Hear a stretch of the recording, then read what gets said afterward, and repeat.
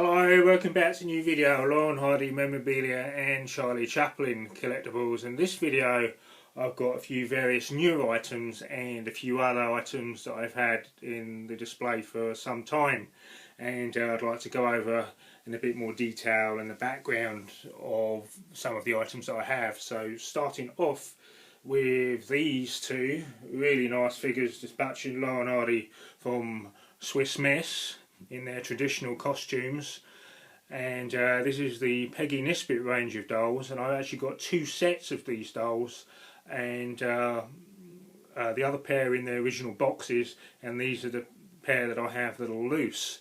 So this is got its original tag on the Ollie doll, which has clearly got made in England 1978. So really nice pair of older vintage dolls on Laurel and Hardy.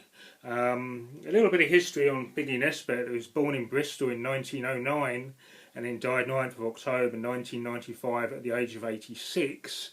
In the early days, Peggy was a secretary, and she's married to William Bill Nisbet, who was an accountant.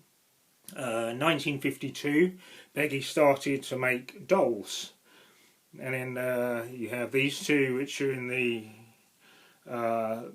boiler suit versions of Laurel and Hardy, again 1978 on the tag. So another nice doll was made by Peggy Nisbet, and also with the help of her husband until his death in 1959, where Peggy then continued with the business to make various dolls. Peggy made doll figures of Henry VIII and his 6 wives.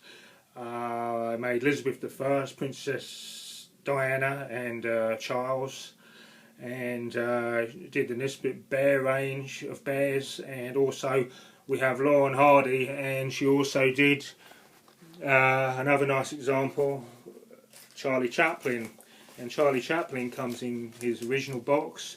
The window's been broken, but then you're going to expect that with age and just wear and tear over the years. But this one is meant to be an example of Charlie Chaplin from his film City Lights. As you can see there, he's holding a flower, which he would have got from the blind flower girl in the film City Lights. So it's a nice example of another Charlie Chaplin doll type figure, and I just really love his tailcoat on this one. So that's a nice example there. So the success of the business was entirely due to the enthusiasm and drive of Peggy, and was a talented businesswoman and talented doll maker. So there you go. That's a little bit of history on these dolls.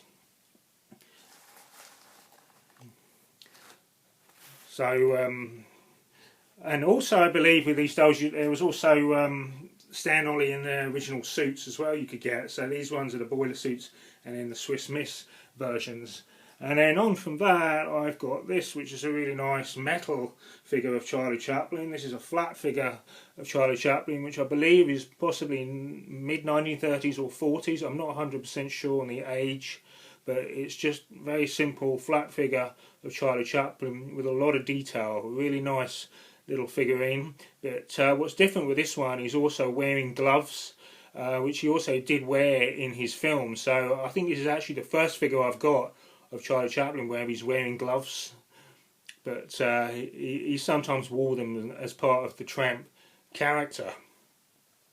And then on from that, moving to some more paper items, which is really exciting. This is the second autograph I have in the collection of Hal Roach, which has been signed in a black marker pen of Hal Roach, and this is obviously signed in the later years.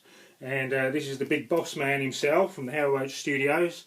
But there's another nice example to have of Hal Roach, who's born in 1892 to 1992 and lived to 100 years old. So he had a full career and life, which is amazing. So he was producer, director, actor for motion pictures, for films and television, and it was also known as a lot of fun at the Hal Roach studio. So in the early days he specialised in a lot of the short comedies such as Harold Lloyd, Snub Pollard, our gang, Charlie Chase, Thelma Todd, James Finlayson, also Laurel Hardy. So really nice to have his original signature for the second time.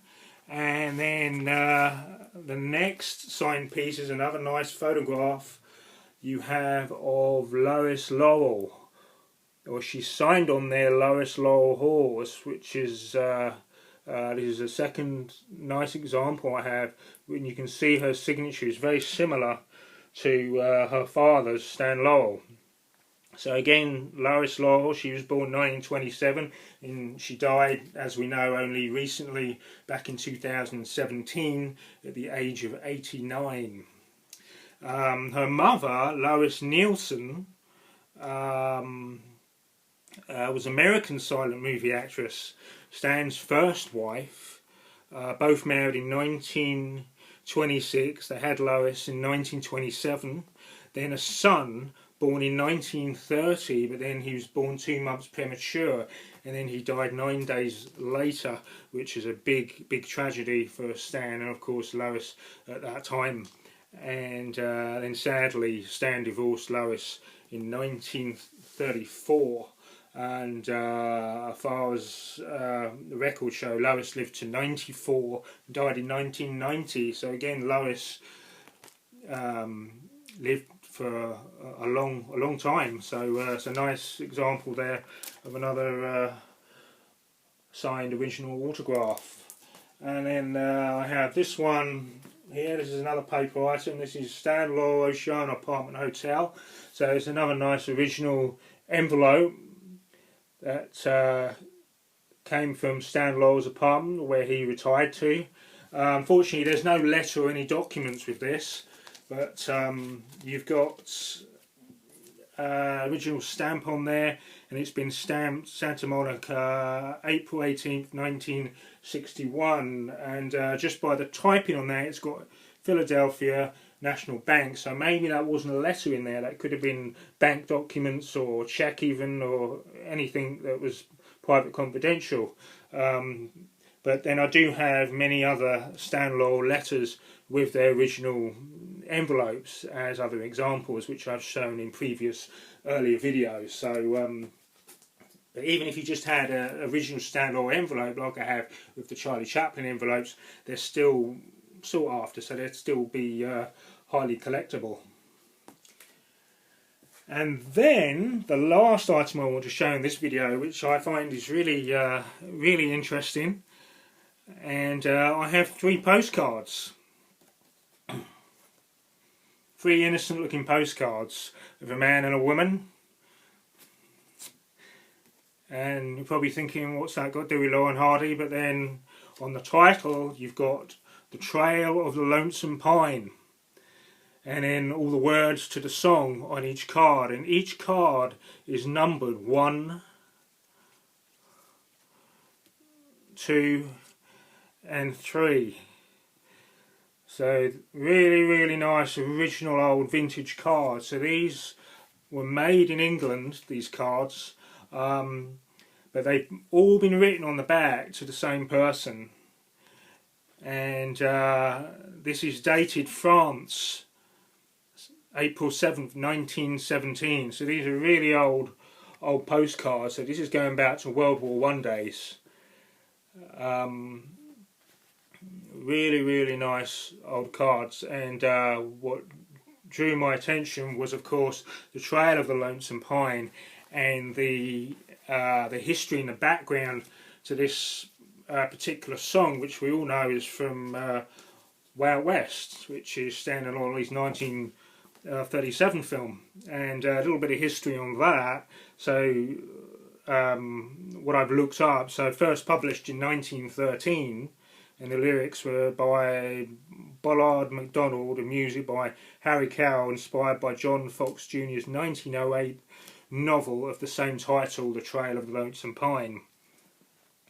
And then of course we know it was from Stan and Ollie's classic 1937 film Way Out West, with the Avalon Boys, with the deep singing Stan, sung by Chill Wills, and the lady part sung by Rosina Lawrence, who was also in Way Out West with them, after Ollie hit Stan on the head with a mallet. This was also redone in the Stan and Ollie film with John C. Reilly and Steve Coogan, and so it just goes to show the popularity of the song. The song expresses the singer's love for his girl June in the Blue Ridge Mountains of Virginia, and no, I am not going to sing it. I'm not going to sing the song. So there it is. It's really nice 3 set of original vintage postcards that go back to 1917, and they're really innocent sort of postcards back in the day. So a nice bit of history there on the song from Way Out West. So there it is for this video. So I hope you enjoyed it and the history behind some of these items. And keep collecting, stay safe, and look out for the next video soon. Okay, bye.